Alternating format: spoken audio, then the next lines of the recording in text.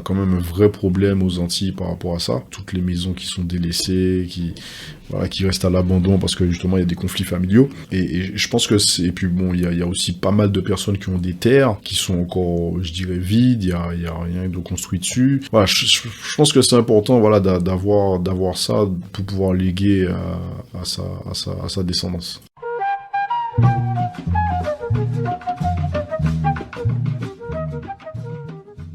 Salut à toi qui écoutes, bienvenue sur Dom Talk Podcast, le podcast Outre-mer. Ici on raconte le parcours de vie des personnes originaires de Guadeloupe, Martinique, La Réunion, Guyane et Mayotte. Nous sommes plus de 2 millions et nous voix compte et j'ai décidé de te les partager. Si mes épisodes te plaisent, je t'invite à les partager autour de toi, à les liker, à les commenter. Pour me soutenir, n'hésite pas à t'abonner à mon Patreon, le lien est en description. Retrouve mon actualité sur Instagram, Dom Talk Podcast. Et je te laisse avec l'épisode du jour. Aujourd'hui, je suis avec Pascal, un Martiniquais de 36 ans. Alors Pascal, tu as eu plusieurs casquettes dans ta vie, mais depuis 2016, tu es agent immobilier et en 2020, tu as lancé ta propre agence immobilière. Comment vas-tu, Pascal ? Bah écoute, ça va bien, Nico. Très bien. On est dimanche. On est dimanche. Okay. Donc tout va bien. Oui, ouais, j'ai effectivement lancé mon agence en 2020, fin 2020, donc en plein Covid. C'était pas évident, mais bizarrement, en fait, ça s'est bien passé dans le sens où le Covid, en fait, a créé une espèce d'émulsion, tu sais, au niveau de l'immobilier, qui fait que dès qu'on avait un bien, en fait, on le vendait assez rapidement. Parce que moi, je suis sur un secteur majoritairement pavillonnaire, donc c'est vrai que les personnes avaient besoin de s'éloigner. Bah, ceux qui étaient en appartement voulaient basculer justement sur une maison pour avoir un peu plus d'espace, de terrain, du jardin, etc. Donc c'est vrai qu'on n'a pas trop eu de mal, en fait, à vendre et du coup à faire décoller l'activité. Donc ça c'était plutôt pas mal. Alors chers auditeurs, je pense que vous l'avez compris, aujourd'hui on va parler d'investissement et d'immobilier. Aujourd'hui c'est une interview en famille puisque Pascal est mon cousin. Aujourd'hui en fait on propose 15 questions pour démystifier un peu ce domaine et vous apporter les connaissances de base pour mieux l'appréhender. J'avais envie d'aborder cette thématique, c'est vrai que l'argent, l'investissement c'est pas des thématiques que j'aborde en règle générale sur le podcast, mais j'avais envie d'en parler aujourd'hui parce que c'est un sujet qui m'intéresse, parce que je trouvais que je manquais d'éducation financière et que ce soit dans la gestion des finances, dans l'épargne, dans l'investissement. Et moi, je suis convaincu que apprendre à gérer et investir l'argent aidera nos communautés à s'élever et être plus fortes. Alors Pascal, avant de rentrer dans le dur du sujet, je te propose un petit quiz, un petit peu décalé, c'est un peu la nouvelle touche que j'ai sur mes épisodes. Vas-y. Tu vas me dire, dans ta gestion des finances, tu es plutôt cigale ou fourmi ? Cigale. Cigale, ok, donc plutôt, tu épargnes plutôt. Oui. T'épargnes donc sur quoi ? Sur quel type de livret ? Alors moi j'épargne sur du LEP parce que le taux il est intéressant. Récemment j'ai commencé, on va dire, à épargner dans la crypto. Ok, j'ai une question sur la crypto. Ça le LEP c'est quoi ? Je crois que c'est livret d'épargne populaire, si je dis pas de bêtises. Et en fait, ça te permet... Alors, c'est plafonné à 7 700 €, je crois, de mémoire, hein, de ce que ma conseillère m'a dit. Je suis à un taux, je crois, environ de 6 à 7%. Donc, c'est plus élevé, c'est vrai, c'est plus élevé que le livret A. Donc, c'est pour ça que j'ai choisi le LEP, en fait. Et du coup, après, on s'est plafonné à 7 700, donc tu poses 7 700 maximum, mais après, les intérêts, effectivement, continuent. Donc voilà. C'est intéressant parce que c'est plus haut que l'inflation, si je dis pas de bêtises. Il me semble. Donc du coup, c'est pas trop mal. Après, voilà, c'est pas sur quoi vraiment on fait beaucoup d'argent, mais c'est pas mal. Ça permet de placer de façon raisonnable et d'avoir un matelas un peu en tout cas. Ouais, ça permet d'avoir un matelas et puis au niveau de la banque de bien se faire voir, on va dire. Tu veux bien te faire voir de la banque. C'est important. C'est important. On va en parler tout à l'heure justement dans le détail, mais c'est important. D'accord, ok, super. Alors tu ne peux regarder qu'une seule émission jusqu'à la fin de ta vie. T'as le choix entre Recherche appartement ou maison avec Stéphane Plaza ou Qui veut être mon associé. Laquelle tu choisis ? Qui veut être mon associé. Ok, donc tu préfères le côté entrepreneur Oui, parce qu'en fait, Recherche appartement et de Stéphane Plaza, j'aime bien cette émission, hein, mais c'est assez redondant. Et en fait, on a vite fait de se lasser. Surtout moi qui suis dans le métier. Mais c'est vrai que Qui veut être mon associé, là, on voit plusieurs entrepreneurs qui développent des activités diverses. Et pour le coup, c'est varié, en fait. Et puis, ça donne des idées. Ça apporte aussi des connaissances. Parce que c'est vrai que les investisseurs, ils donnent leur avis, ils donnent des informations. Il faut bien écouter. Moi, c'est une émission que je prends le temps d'écouter parce qu'ils disent des choses vraiment intéressantes. Et puis, ça permet de voir vraiment plusieurs porteurs de projets et ça donne des idées. C'est pas mal. Moi, j'aime beaucoup cette émission. Et la dernière, du petit quiz. T'as 15 000 € à investir. Tu achètes de la crypto-monnaie ou tu fais un apport pour un achat immobilier ? Je fais de la crypto et après, je fais l'achat immobilier. Ok. Parce que les rendements sont pas pareils. D'accord. La volatilité de la crypto, ça te fait pas peur? Non. Donc t'es prêt à perdre une partie des 15 000 quand même. Faut prendre des risques. Faut prendre des risques. Ok. C'est comme ça qu'on avance. C'est vrai. Mais non, l'idée justement, c'est de pouvoir faire levier avec la crypto pour après justement faire l'achat immobilier. Tu vois, c'est ça qui est intéressant. Donc après, il y a un risque, il y a un facteur risque, mais après, ça dépend après de comment on investit et tout. Après, je suis vraiment un néophyte là-dedans. Je pourrais pas expliquer des choses sur la crypto, mais en tout cas, il y a des choses que j'ai compris, qu'on m'a expliqué, qui sont, on va dire, sûres. Et du coup, je me base là-dessus justement pour pouvoir faire levier, pour après justement, par rapport à ta question, de partir sur l'achat immobilier. Bah justement, on va rentrer dans le vif du sujet. Donc on vous a préparé 15 questions voilà, pour donner un peu les bases de l'investissement dans l'immobilier. Pour toi, est-ce que c'est mieux de louer ou d'acheter? Là, on parle d'investissement, d'accord, hein. Oui. Pour moi, c'est mieux d'acheter. Si tu veux investir, voilà, c'est sûr qu'il faut passer par l'achat immobilier. Après, ça demande une certaine organisation. Mais on va dire, dans la vie de tous les jours, être en location, c'est pas non plus quelque chose de...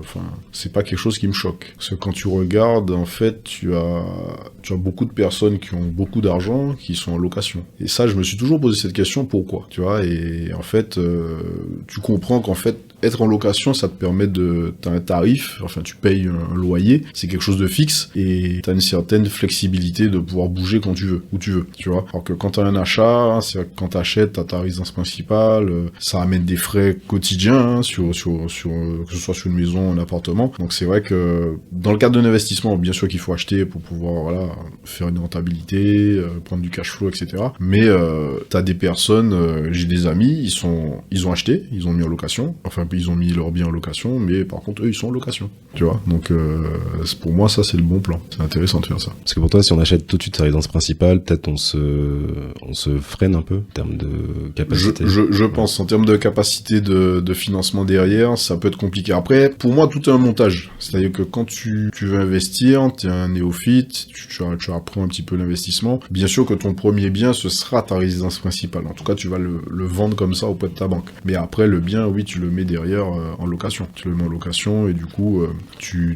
voilà, là ça commence à travailler. Et après toi tu pars en location ou tu vas chez les parents, enfin ça dépend de ta vie. Okay. Donc voilà. Comment bien choisir son bien immobilier? Alors pour choisir son bien immobilier, pour moi, alors si tu veux, la première chose c'est déjà de déterminer un budget. Faut que tu puisses savoir combien tu peux emprunter. Pour ça, il faut aller voir la banque. Bien se faire voir auprès de la banque. Exactement. Et ça, on va y venir. Mais c'est vrai que la première chose, c'est déjà d'établir son budget. En fonction du budget, on sait où on peut acheter et ce qu'on peut acheter. Après, c'est de déterminer le secteur. Quelle ville qu'on veut cibler ou quel quartier précisément qu'on veut cibler. Donc pour moi, c'est un entonnoir. C'est budget, secteur, et après, type de bien. Si on part sur une maison, si on part sur un appartement, F2, un studio, F3, un immeuble de rapport, voilà, ça dépend. Mais pour moi, effectivement, pour choisir, déjà, il faut déjà cibler tout ça en entonnoir, et après, tactiquement aussi, ne pas aller peut-être au max de son budget. Parce qu'après, c'est bien aussi de pouvoir cibler des biens qui méritent, par exemple, des travaux. Voilà. Comme ça te permet, l'idée, c'est d'avoir aussi une enveloppe travaux. Comme ça te permet de retaper le bien. Et lorsque tu le mettras en location, tu vas proposer quelque chose de quali. Voilà, quelque chose avec des prestations, de la qualité. Et forcément, ça va mieux se louer. Donc pour moi, ça c'est important. Et après, faut chercher aussi. Le temps de recherche aussi, pour moi, est important. Faut vraiment prendre le temps de chercher. Faut pas se précipiter. Pour moi, trouver un bien immobilier, ça doit prendre 6 mois à 1 an. Ok, ah oui, quand même. Pour vraiment trouver la pépite, tu vois. Vraiment trouver le bien qui va te permettre de faire un bon business. Parce que le plus important pour moi dans l'achat immobilier, c'est de pouvoir bien acheter. Si tu achètes mal, ton investissement il sera raté. Quand je dis bien acheter, c'est acheter au bon prix. C'est-à-dire en dessous du marché. Trouver la belle occasion, soit peut-être de succession, ou peut-être de divorce, ou un bien qui mérite vraiment beaucoup de travaux. C'est ça. Il faut l'acheter au bon prix. Donc, il faut pouvoir le négocier comme il faut. Mais quand tu dis le bon prix, comment on connaît le bon prix? Disons que tu as il suffit de regarder le prix au mètre carré, du secteur où tu achètes. À côté de ça, de façon simple, il faut aussi regarder les annonces. Bien regarder les annonces. Et en fait, pour se rendre compte vraiment du vrai prix, c'est de pouvoir regarder les annonces pendant plusieurs mois. Parce que si tu fais une veille, justement, pendant plusieurs mois, en regardant telle annonce, tu vois un petit peu l'évolution, tu vois les prix baisser, tu vois les prix stagner ou autre, tu vois peut-être des biens disparaître aussi, donc tu te dis voilà, ça c'est vendu, et ça te permet en fait de jauger un petit peu. Enfin, moi quand je me mets à la place de quelqu'un qui veut investir, qui n'a pas toutes les armes qu'il faut, hein, parce que moi en tant qu'agent immobilier, c'est que j'ai des outils qui me permettent d'avoir un paquet d'informations, mais c'est vrai que ne serait-ce qu'en regardant les annonces, ça te permet déjà de jauger un petit peu les prix, en tout cas sur du moyen terme, c'est-à-dire sur du 2, 3 mois, 4 mois, 5 mois, ça te permet de voir vraiment où t'en es au niveau des prix. Et ça c'est important. Qui fait que derrière, tu peux pas te planter. Et après, il faut toujours négocier. Ouais, mais c'est sûr, bah, ça c'est clair. C'est clair. Justement, pour toi, quel apport il faut? Alors, ce fut un temps, c'était la belle époque. Il y a encore 3-4 ans. Tu pouvais emprunter sans apport. Et ça, c'était beau. Là, maintenant, c'est fini. Ouais, ça a changé.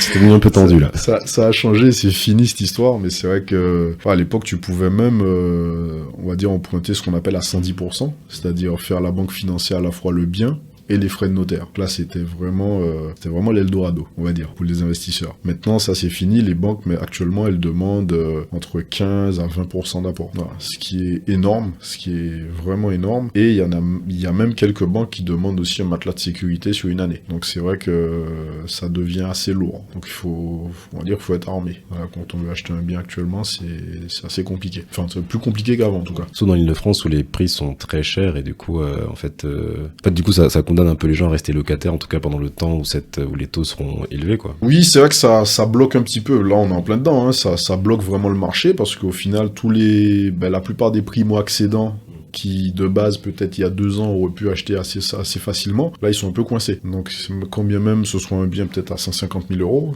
c'est pas une somme énorme, mais c'est vrai que, ouais, ça coince. Donc là, la mécanique, elle est coincée. Après, il y a des personnes, ils préfèrent s'éloigner, tout simplement. Ils s'éloignent, ils vont en province, ils vont dans le sud, et là, ils peuvent effectivement bénéficier de choses plus intéressantes. Avoir peut-être une petite maison, ou un grand appartement, enfin voilà. Mais actuellement, avec les 15 à 20% que les banques demandent, ça complexifie l'affaire. Ça, c'est indéniable. Du coup, tu conseillerais de patienter, de mettre de côté le temps d'avoir un apport suffisant, ou peut-être aller voir des biens dans d'autres régions où c'est moins cher, carrément? Alors, toujours dans le cadre d'un investissement, on peut regarder ailleurs, en province. Parce qu'il y a vraiment aussi de belles affaires à faire en province. Il y a souvent moi, à un moment, je m'étais positionné, bon après ça s'est pas fait, mais je m'étais positionné avec un ami sur un immeuble de rapport, je crois que c'était dans la région du 51, je crois, je sais même plus c'est où, c'était à 2 heures de Paris. C'était un immeuble de rapport avec 6 appartements, je crois, si je dis pas de bêtises, tous déjà loués à 135 000 euros. C'est cadeau, ça.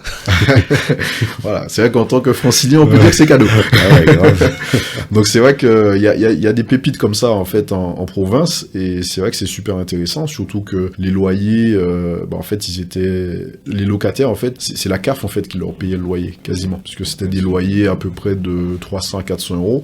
Et c'était la CAF qui payait quasiment la majorité du loyer. Donc on est assuré d'être payé. Donc ça aussi, c'est plutôt pas mal. Donc du coup, non, en province, il y a des choses. Après, ça peut freiner certains parce qu'ils se disent, voilà, c'est un peu loin, s'il y a un souci, il faut y aller, etc. Mais je pense que c'est un petit risque à prendre parce qu'il y a vraiment de belles affaires en province. En Île-de-France, c'est un peu plus compliqué. Et puis, il faut avoir le budget conséquent. Est-ce que tu aurais des tips, du coup, pour négocier avec la banque? Quand on arrive pour la première fois, on a notre dossier, nos fiches de paie, voilà, tous les documents qu'il faut. Quelle attitude qu'il faut avoir, et est-ce qu'il y a des choses à dire ou ne pas dire, par exemple? Alors, quand on va voir la banque, pour moi, c'est comme un entretien d'embauche. C'est comme un date. C'est pareil. Faut mettre une attitude. Il y a des éléments à prendre en compte. Donc, pour moi aussi, il faut avoir un dossier complet, parce que la banque, elle demande quoi? Elle demande... Bon, après, ça dépend qui on va voir. Si on va voir sa banque, généralement, ils ont les infos. Ils ont déjà les infos. Donc, ils voient les salaires, ils ont les relevés de compte, ils ont les avis d'imposition, voilà, ils ont un petit peu ces infos-là. Donc,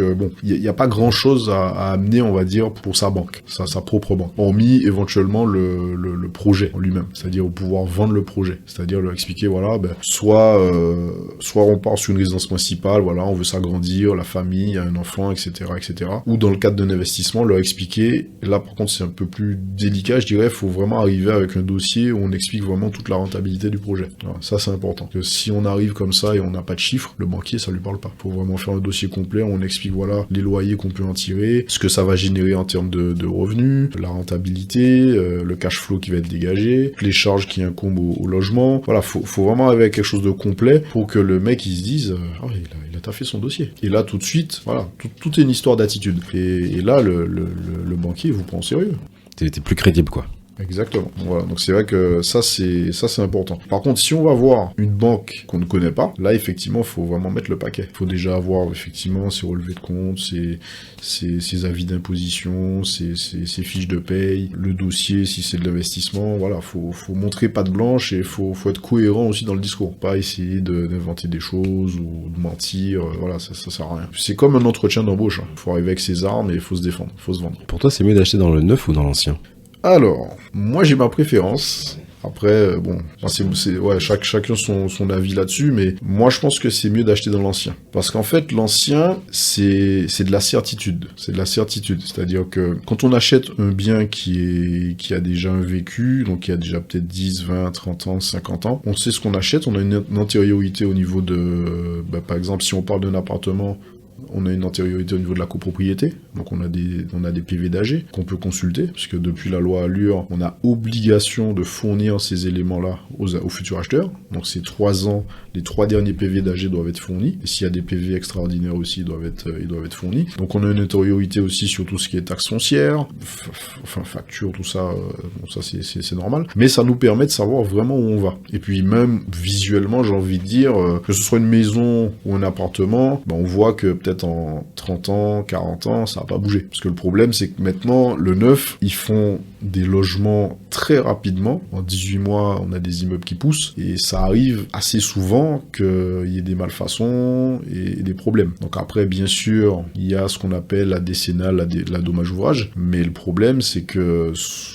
moi j'ai déjà vu le cas, ils font traîner avant de pouvoir faire les travaux remboursés, etc.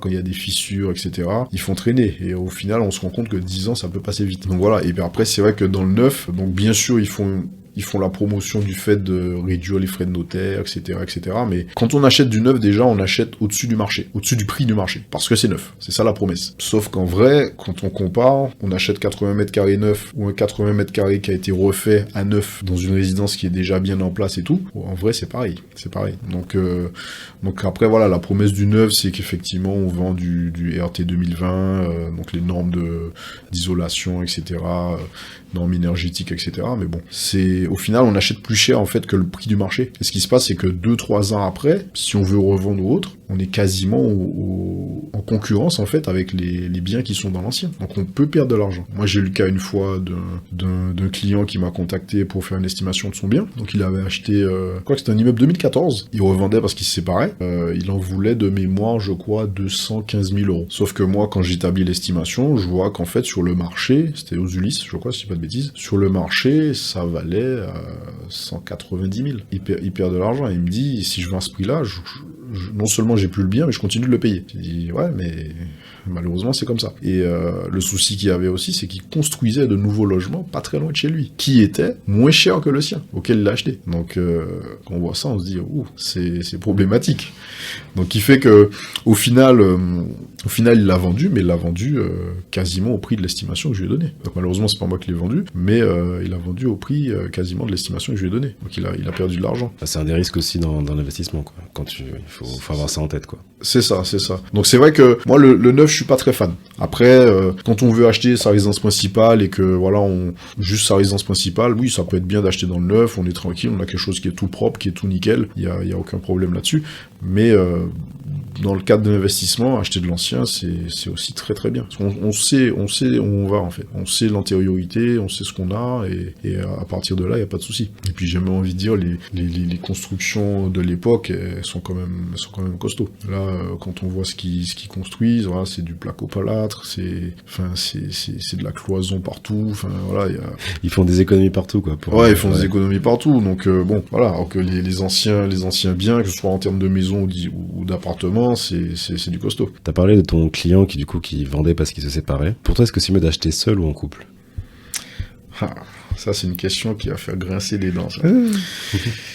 Pour moi, avant toute chose, faut savoir en fait avec qui on est et est-ce que les deux parties en fait sont synchro sur l'aspect investissement, tu vois. Parce que je pense qu'il y a beaucoup de personnes qui sont ensemble mais qui n'ont pas la même façon d'aborder la chose. Et je pense que si t'es pas déjà avec ton partenaire synchronisé vraiment sur ce que c'est que l'investissement et le rapport aussi à l'argent, parce que bon, on parle d'argent concrètement, si t'en as un qui a pas peur, entre guillemets, de perdre de l'argent, entre guillemets, c'est pas le but, hein, mais, et que l'autre, effectivement, il est un petit peu flippé de ça, ça risque d'être compliqué. Donc, à mon sens, s'il n'y a pas cette synchronisation-là entre les deux parties, je pense que c'est mieux d'acheter seul pour pouvoir faire vraiment de l'investissement pur. Après, si les deux parties ils sont ok, oui, on peut acheter à deux. Mais moi, je suis plus du parti de dire d'acheter seul. Parce qu'après, si tu veux, dans les relations, on sait jamais de quoi est fait demain. Par contre, le crédit, on sait qu'on le paye pendant 25 ans. C'est clair. Donc ça c'est une certitude ça. Donc c'est vrai que par rapport à ça, moi je suis pas très fan de acheter seul, je pense que c'est un peu mieux. Après, moi j'ai un exemple aussi d'un ami qui est avec sa femme, ils investissent à deux, ils réussissent ensemble et ils font de belles choses. Mais voilà, faut être synchro. Si on n'a pas vraiment le même état d'esprit par rapport à l'argent, par rapport à l'investissement, à mon avis ça peut être compliqué parce que le jour où il y a des problèmes, c'est là qu'on voit qui est qui. Et c'est ça le souci. De toute façon, mais ce que je me dis, en cas de séparation, il y a des contrats qui protègent chaque partie, ou pire tu vends, ou il y en a un qui rachète les parts de l'autre, je sais pas comment ça se passe. S'il y a des contrats. S'il y a des contrats. Okay. S'il y a un contrat. Ouais. Parce que s'il n'y a pas de contrat, alors après, effectivement, ça dépend si les personnes sont mariées ou s'ils sont pacsés. S'ils sont mariés, effectivement, il y a 4 types de contrats, mais s'ils sont sous la communauté des biens, on partage tout en deux. Donc après, des fois, ça peut ne pas arranger l'un ou l'autre. S'il y en a un qui a fait plus d'apports que l'autre, par exemple, ou des choses comme ça. Voilà, c'est ça, faut pouvoir calculer tout ça. Après, le notaire, il le fait, tout ça. Mais si effectivement, ils ont fait un contrat de séparation de biens, il n'y a aucun souci. Parce que de toute façon, le fait aussi de faire le contrat de séparation de biens, c'est que déjà, les deux parties sont conscients que si demain il y a un souci, voilà, tout est réglo, tout est carré. Quand il n'y a pas de contrat, donc c'est d'office le contrat de mutualisation, enfin tout est partagé. Là, c'est un peu la guerre. Là, ça peut être vite la guerre. Moi, j'ai vu des cas, on est des exemples. Hein. Vous êtes aimés, vous, ou pas? Voilà, ça peut vite partir en sucette. Hein. Parce que quand il y a des sommes d'argent très importantes. Quand on a des maisons qui valent 500 000 euros et plus, et puis il y a aussi d'autres biens à gauche à droite, des appartements par-ci par-là, c'est vrai que ça peut être vite problématique. Donc du coup, c'est important effectivement de faire un contrat lorsqu'on se marie, lorsqu'on fait un Pacs, etc. Faut bien tout ficeler parce que c'est beau l'amour, mais ça a certaines limites. Voilà, c'est ça le souci en fait. Ça c'est le concret. Après ce que je dis, ça peut peut-être pas plaire à certains, mais faut rester aussi pragmatique. Au vu des enjeux en fait, c'est que au moment T, tu t'imagines jamais que la personne en face peut te faire des choses aussi on va dire méchantes, peut te nuire à ce point, mais quand effectivement quand on parle d'argent, il y a là on voit vraiment la vraie nature des gens. Ça change les gens, c'est ça change un peu les gens, c'est pour ça. Enfin, ça change pas les gens parce qu'en fait, ça montre qui est vraiment la personne en vrai. C'est ça en fait. Donc c'est pour ça que on sait pas, c'est vraiment dans ce genre de situation quand il y a séparation qu'on voit vraiment qui est qui. Donc c'est pour ça que quand on est dans le cadre d'un investissement, à mon sens, faut se protéger un minimum. Comment on fixe le prix d'un loyer? Alors, le prix du loyer, déjà, sur certaines zones, les zones tendues, il est réglementé. Qu'on peut pas non plus s'amuser à mettre des prix un petit peu comme on veut. Après, il y a certaines zones, les zones qui sont pas tendues, on peut mettre, je vais pas dire ce qu'on veut comme prix, mais là, on peut s'amuser, entre guillemets.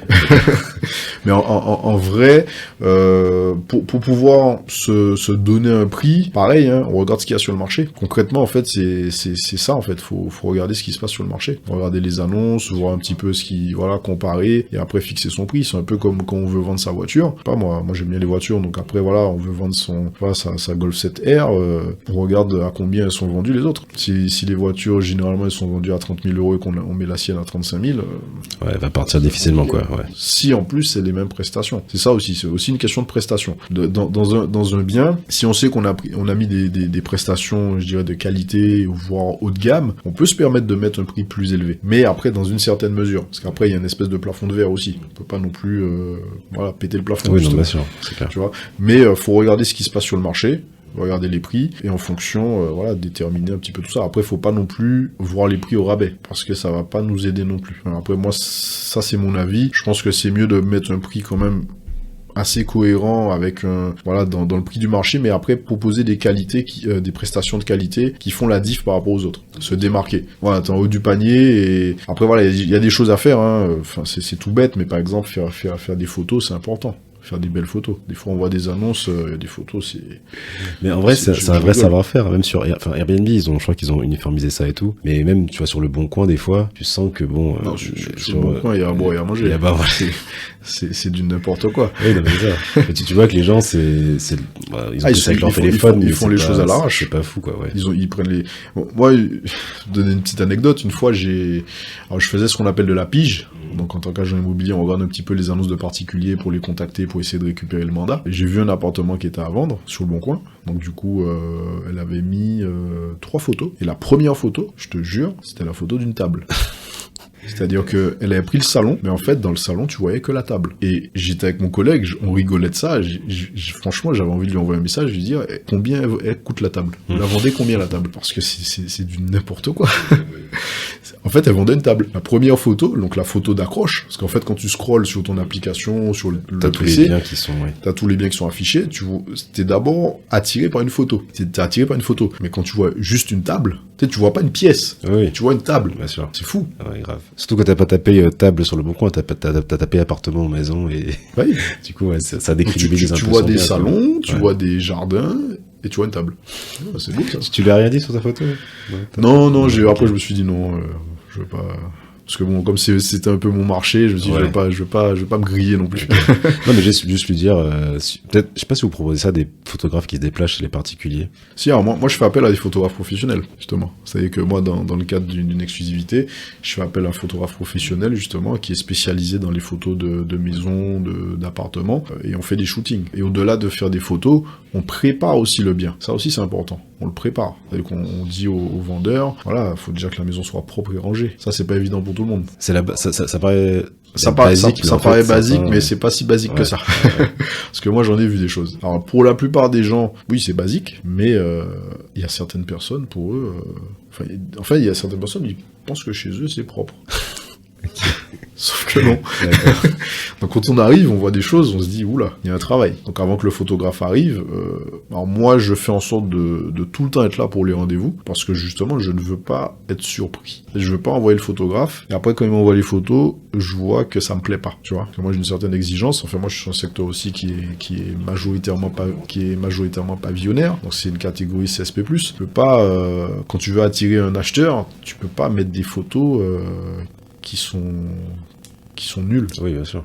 Donc moi je viens systématiquement au rendez-vous, et quand il y a des choses qui me plaisent pas, je range. Je vois, il y a des trucs qui traînent, par exemple dans la salle de bain, il y a trop de choses qui traînent, je vire tout. Les serviettes, je sais pas moi, des produits de beauté, il y en a un petit peu trop, il y a des petites choses comme ça qui traînent, je bazarde tout ça. Voilà. Il faut que quand la personne voit les photos, elle a l'impression que c'est un hôtel. Il faut qu'elle se projette aussi, parce qu'en fait si c'est trop... Faut qu'elle se projette. Parce je le vois aussi dans l'émission de Stéphane Plaza, quand il arrive, en fait les gens veulent vendre, en fait on dirait que, en fait, comment dire, bon, ils vivent toujours dans la maison, mais il y a toutes leurs affaires qui sont là. Et en fait, toi, t'arrives, t'as l'impression de... C'est le bordel. Tu rentres dans leur quotidien, et du coup, c'est pas toi bordel. te projeter. Ouais, c'est le bordel. C'est fouillis et tout, tu vois, t'es là, mais... Ouais, non, fais de la place, tu vois, parce que...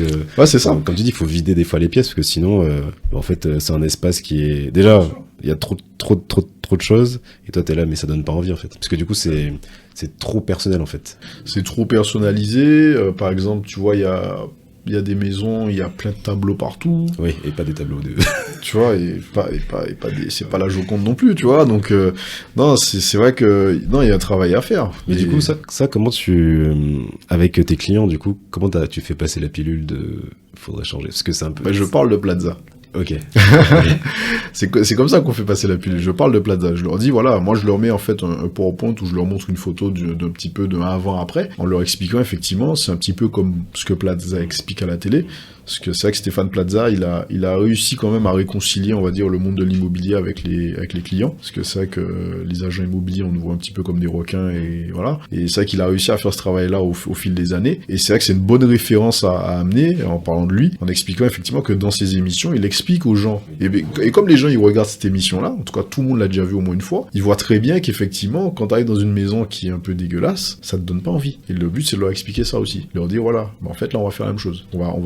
Il faudra, quand on fera venir le photographe ou même pendant les visites, il faudra effectivement que la maison soit rangée. Que la maison soit rangée, soit propre, qu'il n'y ait pas grand chose qui traîne. Par contre, pour les photos, on est un peu plus exigeant. Je fais en sorte vraiment que tout soit propre, qu'il n'y ait vraiment rien qui traîne, tu vois, que tout soit, tu sais, même les coussins, tu vois, qu'ils soient bien alignés, avec les couleurs et tout, que tout soit bien, pour que justement, quand on voit les photos, on se dit, waouh, je veux appeler, je veux le visiter ce bien. C'est ça qu'il faut déclencher. Et dans le Airbnb, c'est pareil. Quand on voit Airbnb, les photos, elles donnent envie. Et le but, c'est, après, faut pas non plus que ce soit trompeur, parce que c'est vrai que moi, j'ai des clients qui me disent, oui, des fois, quand on voit les photos et quand on arrive sur place, c'est pas pareil. Voilà, il faut pas non plus être dans l'excès, tu vois, en faisant des retouches, etc. Ouais, photoshopper tout le bien, quoi. Donc, ouais, faut pas tout photoshopper. C'est pas le but. Il faut vraiment que les gens, quand ils arrivent, ils voient que c'est la même chose. Parce que sinon, après, ils sont vite déçus.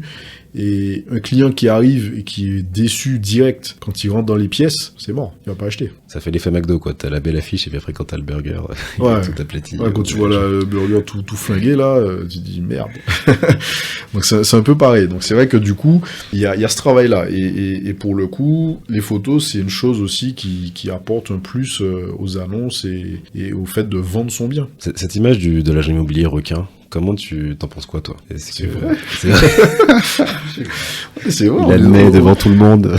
Non, mais c'est vrai. En fait, si tu veux, moi, je suis pas comme ça parce que c'est pas ma philosophie. Mais oui, c'est un monde de requins. On parle d'argent. Partout où on parle d'argent, il y a des personnes qui ont les dents longues. Mais après, tu peux avoir les dents longues et être correct dans ton métier. Et moi, je pense que je le suis. Mais il y en a, ils sont pas corrects. Et ça, il y en a partout, malheureusement. Mais ça reste un beau métier. Mais c'est vrai que, malheureusement, après, c'est une question à la fois d'éducation ou de vécu, je sais pas. Mais il y a des gens, ils font très très bien leur métier. Ils sont pas, oui, ils sont là pour gagner bien leur vie, etc. Mais ils sont corrects avec les personnes. Il y a un respect mutuel. Il y a un respect mutuel, il y a un respect des vendeurs, des acheteurs. Il y a aussi un respect dans le discours. Parce que le but, c'est pas non plus de mentir aux gens. Oui. On n'est pas là pour mentir aux gens. De toute façon, après, ça retombe sur nous, de toute façon. Ça retombe sur nous. Dans ce métier-là, tu peux pas, au bout d'un moment, on saura ce que tu fais. Si tu fais les choses mal, on le verra. Moi, j'ai plein d'exemples comme ça, donc voilà. Mais quand tu fais bien ton métier, que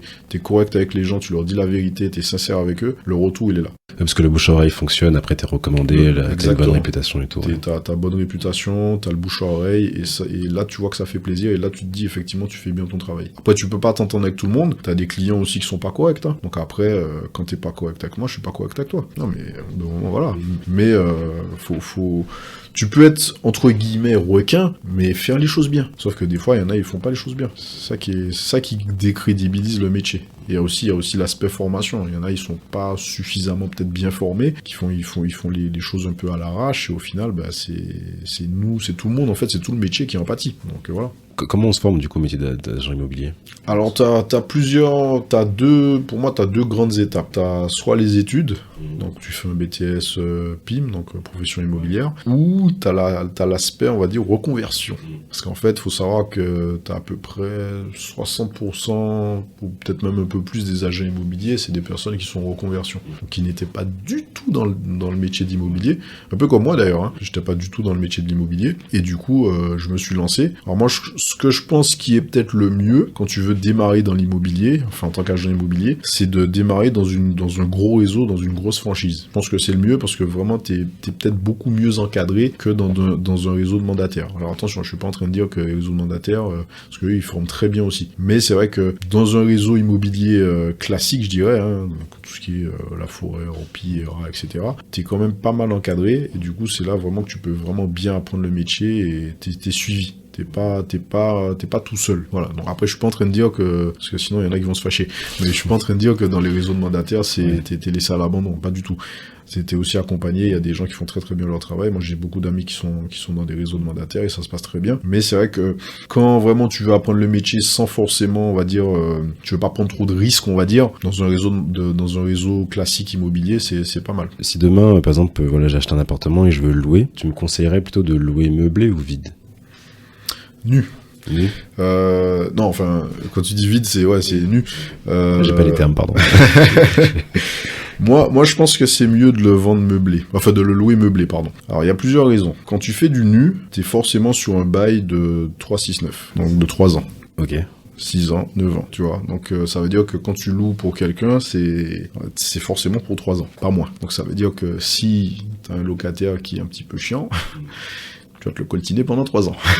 Enfin, voilà, on va dire classiquement. Le fait de faire du meublé, si tu veux, alors au niveau fiscal, c'est plus intéressant, parce que tu peux défalquer tout le mobilier que tu as acheté, etc. T'as pas mal de choses comme ça que tu peux faire. Donc après, voilà, les comptables, ils pourront expliquer ça aux personnes. Mais et à côté de ça, le bail, c'est à partir de 9 mois. Donc du coup, tu as plus de flexibilité, tu vois.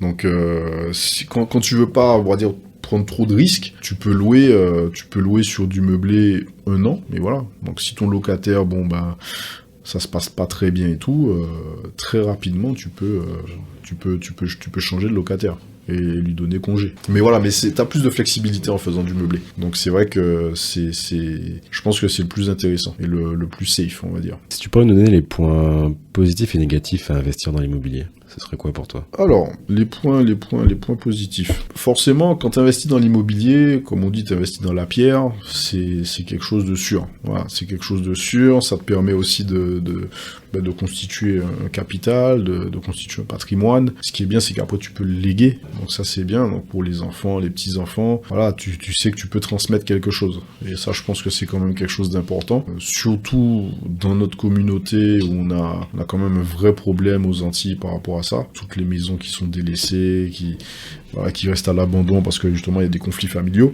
Et je pense que et puis bon, il y a aussi pas mal de personnes qui ont des terres qui sont encore, je dirais, vides. Il y a rien de construit dessus. Voilà, je pense que c'est important, voilà, d'avoir ça pour pouvoir léguer à sa descendance. Ça, c'est important. Quelque part, créer la richesse générationnelle. C'est ça. C'est ce qui nous manque aux Antilles, malheureusement. Ici, ils le font en France métropolitaine, mais c'est vrai que chez nous, on n'a pas encore cette éducation financière. Enfin, en tout cas, je parle plus de la génération de nos parents, peut-être. La génération de nos parents, grands-parents, ils n'ont pas cette éducation-financière-là, malheureusement. Et je pense que nous, notre génération, on doit pouvoir inculquer ça à nos enfants et tous ceux qui vont venir après. Donc c'est important de pouvoir acheter, de transmettre justement ce patrimoine-là. Donc voilà. Donc après, ça reste une valeur refuge. Tu vois, c'est immobilier, ça, même si effectivement des fois ça baisse. Là, par exemple, on est un petit peu en crise immobilière, mais ça va revenir. Voilà, c'est cyclique. Donc ça restera toujours une valeur refuge. Donc en point positif, voilà. Et puis bien sûr, ça permet aussi de gagner de l'argent. Parce que forcément, voilà, si on a un bien qu'on met en location, on a plusieurs biens, ça permet de dégager du cash flow, donc des bénéfices, et forcément, pour certains, de devenir même rentier par rapport à ça. Et c'est quelque chose qui est pas négligeable, surtout à l'heure qu'il est. C'est clair. Donc, avec l'inflation. Avec l'inflation, tout ça, avoir une source de revenus supplémentaire en plus de son travail, c'est toujours ça. Donc non, c'est important. Il y a pas forcément que des points positifs, mais c'est important. C'est important de pouvoir investir. Pourquoi, selon toi, aux Antilles, en Martinique, on manque d'éducation financière? Ça, c'est par rapport à notre histoire. Ça, c'est par rapport à notre histoire. Après, bon, ça, c'est un autre débat, mais c'est par rapport à notre histoire. C'est-à-dire que on est à la base, effectivement, des esclaves, donc on n'avait rien de base. Donc c'est vrai qu'on part de moins je sais pas combien. Donc du coup après effectivement l'abolition de l'esclavage, les populations ont pu s'attribuer effectivement des terres et ce genre de choses. Donc après voilà, il y en a qui ont construit leur maison, etc. Donc ça a évolué, mais c'est vrai que on part de très très loin. On part de très très loin. Et le problème aussi, c'est qu'on nous a aussi beaucoup gardé la tête sous l'eau. Donc, qui fait que, justement, les générations précédentes n'ont pas eu cette éducation financière-là. pendant que justement les béquets, eux, ils avaient déjà compris comment ça fonctionnait. Donc eux, ils ont pérennisé leurs activités, leurs propriétés, leurs terres, etc. Mais nous, on nous a pas donné cette culture de comment faire de l'argent. Enfin, la seule façon de faire de l'argent, c'est de travailler, quoi. Il n'y a pas d'autre façon. Voilà, tu travailles, en fait, tu échanges ton temps contre de l'argent. Alors qu'en fait, l'idée, c'est de faire levier. L'idée, c'est justement, l'immobilier, justement, permet de faire levier. Ça permet de constituer un capital et après de générer des revenus complémentaires pour après peut-être investir ailleurs. Et ça, ils ont pas inculqué ça à nos parents, aux grands-parents. Donc, on avait la tête sous l'eau. Donc là, maintenant, toute la génération qui arrive, donc nous, avec Internet et tout, on est beaucoup plus cultivés justement sur ces choses-là. Je pense qu'on se doit justement de faire ce qu'il faut, pour que nos enfants puissent en bénéficier. Un peu comme ici, voilà. Pour donner un exemple tout bête, hein, j'ai une cliente à qui j'ai vendu un appartement à Aulnay-sous-Bois. C'était une petite jeune, elle avait 23 ans. Elle était assistante vétérinaire, je crois. Elle touchait à peine 1200 €, mais elle avait 47 000 € d'apport. Oh. Ah ouais. Tu vois, okay. C'est pour ça qu'elle a pu acheter, sinon elle aurait pas pu acheter. Ouais. L'appartement, il était à 140 et quelques mille euros, je crois, de mémoire. Mais elle avait il venait d'où? C'est un héritage? Justement, c'est un héritage. C'est un héritage, je crois, de sa grand-mère, je dis pas de bêtises. Mais, tu vois, ça aux Antilles, c'est très rare, ça. En tout cas, ceux qui viennent de familles, je dirais, modestes, on est plus là à se faire la guerre, à savoir combien d'argent on va gratter sur la vente de la maison, que à se dire, voilà, je vais transmettre, etc., tu vois. Donc c'est ça qui est dommage. Je pense qu'il y a des mentalités à changer, et ça va partir déjà de nous. Puis c'est vrai que, enfin, en tout cas, la génération de nos parents, tu vois, c'est des familles nombreuses, donc souvent c'était une dizaine d'enfants.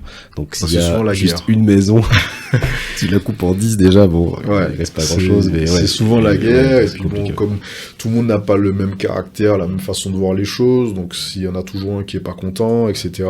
Donc c'est vrai que ça pose souvent des problèmes. Parce qu'effectivement, famille nombreuse, 5, 6, 7, 8, 10 enfants, faut se mettre d'accord, et c'est très souvent compliqué. C'est pas évident, c'est pas toujours évident. Mais voilà, mais quand je vois effectivement le cas de ma cliente, je me dis, ouais, elle est bien partie. 23 ans, elle est propriétaire, elle a 47 000 € d'apport qu'elle a injecté dans son bien, elle a acheté un F2, c'est bien. Et je pense que nous, on doit faire pareil là-bas. Et parce que c'est vrai que, enfin, il y a le phénomène, il y a beaucoup de maisons qui sont délaissées en fait à la mort des parents, enfin des personnes âgées, parce que soit parce que du coup les enfants sont ici ou à l'étranger, du coup ils sont pas rentrés au pays, soit parce que du coup il y a une mésentente entre les héritiers, et du coup le bien il reste là, il dépérit et puis ils sont abandonnés. C'est très souvent une mésentente. Ouais. Parce que quand bien même les enfants soient à l'international, ils peuvent quand même, parce qu'ils sont contactés de toute façon par le notaire, enfin ils savent, hein, parce que bon, le dossier de succession est lancé, le notaire il contacte tout le monde, donc après voilà, les relations sont tout le monde est connecté.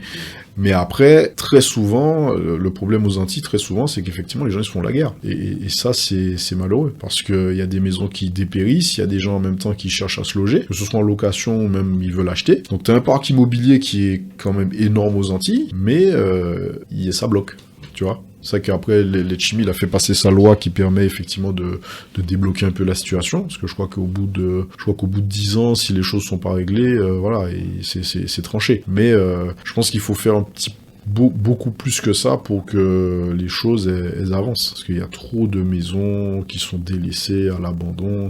Mais ça, c'est à nos politiques justement de prendre les choses à bras le corps. Et c'est pour ça aussi que moi j'ai à cœur de développer l'activité là-bas. C'est un petit peu aussi pour changer les choses à mon niveau en tout cas, et rentrer aussi ça dans les mentalités, et puis qu'on se réapproprie aussi nos terres. Le marché de l'immobilier en Martinique, tu trouves qu'il est dynamique, il y a des opportunités est-ce qu'il existe des opportunités? Pour toi, tu le vois comment? Il y a énormément d'opportunités. Et le marché est dynamique, parce que même actuellement, où c'est un petit peu la crise en France métropolitaine, je trouve qu'aux Antilles, ça bouge pas mal. Après, à un certain niveau, parce que quand on commence à toucher des biens à plus de 500 000 €, on a à peu près les mêmes problèmes qu'en France métropolitaine. Parce que là, avec les taux bancaires, etc., les restrictions, c'est un peu plus compliqué. Mais tout ce qui est en dessous de 300 000 €, ça bouge quand même pas mal. Et là-bas, c'est quand même un peu moins cher qu'en Ile-de-France, donc c'est vrai qu'à moins de 300 000 €, on trouve beaucoup de choses. On trouve des maisons, on trouve des appartements, c'est pas mal. Mais le marché là-bas, il est vraiment dynamique, hein. Il y a beaucoup de gens qui cherchent à acheter. Il y a aussi pas mal d'opportunités. Il y a plein d'opportunités, parce que moi j'ai des amis là-bas qui ont fait de belles affaires. Non, c'est top. que ce soit en termes de terrain, en termes d'immeubles de rapport, en termes de maisons aussi, parce que tu sais, chez nous là-bas, il y a beaucoup de maisons qui ont 2-3 niveaux, tu vois. Donc ça aussi, c'est des opportunités en termes de location, parce que du coup, tu découpes la maison. Tu découpes la maison, t'as bas de villa, haut de villa, etc. Et ça permet en tout cas en investissement, ça permet aussi d'avoir des possibilités énormes. En termes de revenus, de cash flow, c'est top, franchement c'est top. Alors qu'ici c'est plus compliqué. Ici il y a pas trop ça de bas de villa, haut de villa, ça existe pas des masses. Alors que là-bas, c'est légion là-bas. C'est légion. T'as parlé de vouloir développer du coup le marché de l'immobilier là-bas. Est-ce qu'à terme t'aimerais rentrer? Oui. Ouais, moi j'aimerais bien rentrer, j'ai fait un petit peu trop d'années ici. Ça fait combien de temps que t'es en Hexagone? Ça fait 15 ans. Ouais, ça fait 15 ans, ça fait pas mal d'années, c'est quasiment presque la moitié de ma vie. Donc ouais, ça commence à faire beaucoup. Et c'est vrai que mon île commence à me manquer. Et c'est vrai que justement j'ai à cœur de développer l'activité là-bas pour justement aussi me réinstaller là-bas. Parce que pour s'installer là-bas c'est pas évident, faut préparer ça soigneusement. Parce que bon, on a encore certains problèmes à ce niveau-là. Puisque, pour le logement, tu parles? Non, pour tout, pour le travail, pour le logement. Bon, après, moi, j'ai ma société là-bas, donc voilà, bon, c'est le début, hein, ça prend doucement. Mais c'est vrai que quand ça va commencer à se pérenniser, moi, je pourrais commencer à me projeter pour m'installer là-bas. Parce que c'est vrai qu'en termes de travail, c'est compliqué, t'as pas les mêmes opportunités, les salaires sont pas les mêmes. Donc c'est vrai qu'il faut accepter aussi de se dire que tu pars de l'Île-de-France, par exemple, avec un salaire où t'étais peut-être à 2005-3000 euros par mois, et que là-bas, tu vas peut-être toucher 1500, 1800, voilà. Il y a ce problème-là aussi. Parce qu'en fait, de toute façon, tout le monde le sait, mais c'est très facile de partir des Antilles, mais pour revenir, c'est compliqué. Parce qu'ils font des ponts d'or des fois aux métropolitains, alors que nous, locaux, quand on veut retourner chez nous, là, l'affaire est compliquée. Toi, tu te vois pas rentrer en tant que salarié? Enfin, en tout cas, tu mises plus sur... Non, après ouais, je mise plus sur l'entrepreneuriat. Après, s'il faut travailler, je suis pas quelqu'un de têtu. S'il faut bosser, je vais bosser.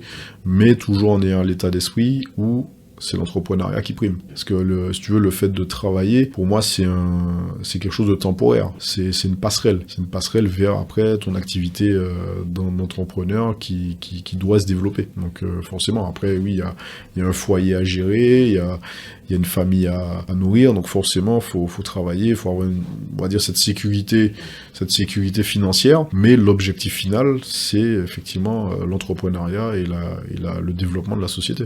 Qu'est-ce que t'aimes dans l'entrepreneuriat? Bah, en fait, quand t'es entrepreneur, en fait, t'es un peu libre, en fait, de faire ce que tu veux. C'est cette liberté-là. Après, attention, faut pas confondre liberté et le fait de glander. Oui. Essayer de faire les choix que tu veux, en tout cas. Voilà, c'est les choix que tu veux, et puis la direction que tu veux prendre. Tu choisis vraiment où tu veux aller, comment tu veux le faire. Et pas non plus aussi avoir cette hiérarchie au-dessus de toi qui te pousse tout le temps, en fait, alors qu'en fait, ton salaire, il bouge pas. Parce que si tu veux, le fait d'entreprendre, c'est surtout le fait de pas aimer cet aspect salariat. Parce que dans le salariat, en gros, t'échanges ton temps contre de l'argent. Sauf que dans le travail, on te demande toujours plus. Tout le temps. Et à part certains métiers, généralement, ta paye, elle bouge pas des masses, tu vois.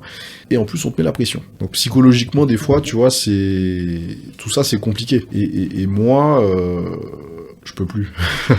Je peux pas, tu vois. Parce qu'au bout d'un moment, toi, le responsable, tu vas l'envoyer chier. Donc, du coup, non, c'est vrai que cet aspect de liberté où tu fais vraiment ce que tu veux comme tu l'entends, tu prends la direction que tu veux, t'as envie de prendre. Et après, par contre, c'est pas évident. Parce que financièrement, des fois, voilà, t'as des aléas, c'est pas toujours évident. Faut pas croire que c'est facile. Mais, tu sens que tu bosses pour quelque chose. Parce que c'est ton bébé, en fait. Quand tu crées ta boîte, quand tu fais ton activité, c'est ton bébé, donc tu mets le cœur à l'ouvrage, tu vois. Tu t'investis à fond, tu fais ce qu'il faut. Alors que, ouais, quand t'es salarié, en vrai, bon, on te demande de t'investir, mais pour qui? En vrai. Pour le patron. Bah oui, pour le patron. Donc c'est bien, le patron il a mis en place son système.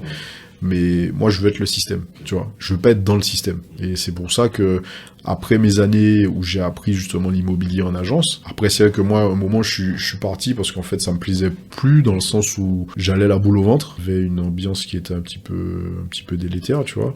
Le manager il était, voilà, il créait tout le temps des problèmes en fait. créait tout le temps des problèmes, il faisait des messes basses à chaque fois, et moi ça m'a gonflé. Ça m'a gonflé, le responsable pareil aussi, enfin... Tu sens qu'on te défend pas alors que t'as raison, enfin voilà. Donc moi j'ai décidé de partir, et je me suis dit voilà, je vais monter mon business. Mais avant ça, c'est que je me suis posé la question, comment faire, combien ça coûte, c'est quoi les problématiques. Donc du coup j'ai analysé tout ça, et quand j'ai vu qu'en fait c'était pas si une montagne que ça en fait, je me suis dit on y va. Et moi je suis pas du genre à réfléchir pendant 10 ans. Moi si je vois que c'est possible, j'y vais, et je fonce. Donc j'ai foncé pendant le Covid, je me suis dit il y a Covid, c'est pas grave, on y va. Et après voilà, et au final ça se passe bien, ça s'est bien passé. Et après j'ai monté la filiale aux Antilles. Et aux Antilles, c'est vrai que ça me tient à cœur, parce que voilà, c'est notre île, hein, c'est notre île, faut qu'on fasse quelque chose à notre niveau chacun pour que les choses se développent, et que les mentalités changent aussi. C'est ça aussi. Moi j'aimerais bien que les mentalités changent, et qu'on se réapproprie aussi notre marché, notre île en fait, concrètement. Parce qu'elle est un peu délaissée aux étrangers, et je t'avoue que ça me dérange. Et je pense qu'il y en a beaucoup aussi que ça dérange, et à mon niveau j'aimerais pouvoir changer ça. Parce que si doucement on se réapproprie le marché de l'immobilier, on pourra aussi se réapproprier notre île à tous les niveaux. Donc c'est le but. Après, il y en a, ils vont peut-être travailler contre, mais bon, on est en place. Écoute Pascal, ça fait presque 1 heure qu'on discute. Déjà ? Ouais, oui, ça passe vite.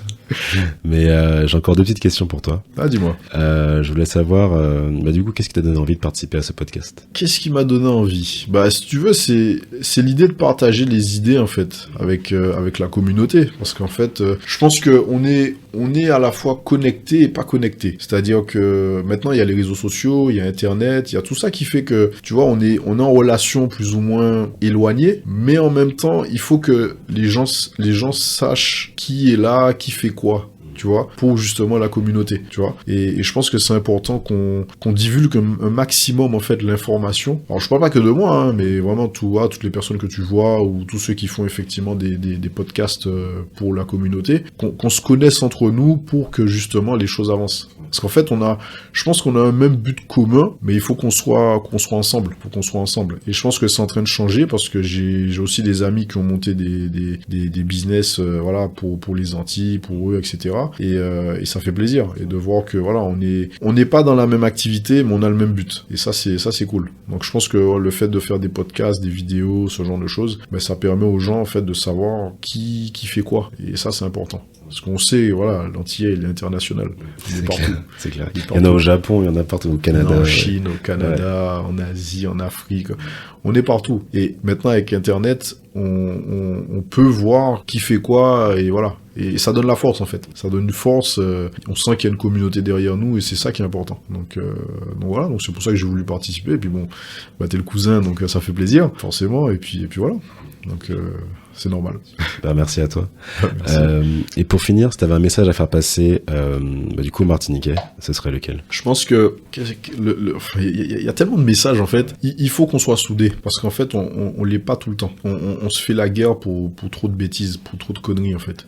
Et ça, c'est pas bon. Faut vraiment qu'on soit soudés, parce qu'en fait on a un combat commun à mener. Et ça, faut que les gens ils en prennent conscience. Je pense que le fait d'être tous les ultramarins qui sont en France ou ailleurs, hein, je pense qu'ils l'ont compris, parce qu'effectivement, quand tu vois les choses de l'extérieur, tu prends du recul et tu te dis ah mince, il y a des choses à faire. Et aux Antilles, je pense qu'ils font pas gaffe à tout ce qu'il y a autour, tout le contexte qu'il y a autour, et je pense qu'il faut vraiment qu'on soit plus soudés entre nous, et qu'on travaille ensemble. Qu'on arrête de se faire des guéguerres à la con, parce que c'est trop ça là-bas, c'est trop ça. Il faut vraiment qu'on reste soudés et qu'on avance ensemble, et que tous les entrepreneurs aussi on puisse aussi être connectés, tu vois, pour avancer main dans la main, même si c'est pas les mêmes activités ou quoi, mais voilà, qu'on soit connectés. Donc non, faut que les Martiniquais ils restent soudés, qu'on avance ensemble. Moi j'ai que ça à dire, c'est vraiment qu'on soit soudés.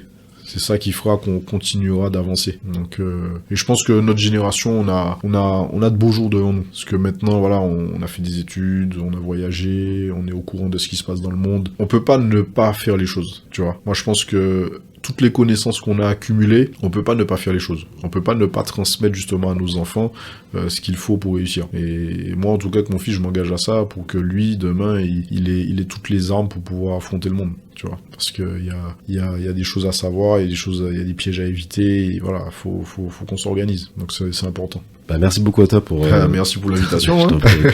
Merci pour ton intervention, j'ai beaucoup aimé. Et j'espère que vous, auditeurs, vous aussi, vous avez apprécié, qu'on vous a donné les petites astuces pour investir dans l'immobilier, voilà, si ça vous intéresse. Après, il y en a plein. Il y en a plein, oui. Mais c'est vrai que... Et une chose aussi, je pense que c'est important aussi quand on veut investir, faut se documenter, faut lire des livres. Parce que pour moi, la chose la plus importante parce que c'est ça qu'on a parlé d'investissement, de tips, etc. Mais je pense déjà, faut avoir l'état d'esprit. Faut avoir un mindset solide. Parce que si on se lance dans l'immobilier un petit peu comme ça, à l'arrache, sans avoir un état d'esprit solide, ça va rien donner de bon, en fait. Parce qu'en fait, le fait d'avoir un état d'esprit qui amène à investir, voilà, on sait que on prend un risque, entre guillemets, parce que voilà, c'est de l'investissement, etc. Mais c'est un risque qui est quand même mesuré. Mais c'est vrai que ça permet, en fait, quand on a l'état d'esprit, quand on lit des livres, on cultive, en fait, son mindset, comme on dit, ça permet de trouver les solutions aux problèmes. Parce que le souci, c'est que si on se lance comme ça à l'arrache, lorsqu'il y a un problème, on bug, tu vois. Alors que quand t'as cultivé ton état d'esprit et que tu sais où tu veux aller, tu sais les objectifs que tu t'es mis en place, tu sais que, voilà, malgré les difficultés, t'es debout, tu vas trouver les solutions.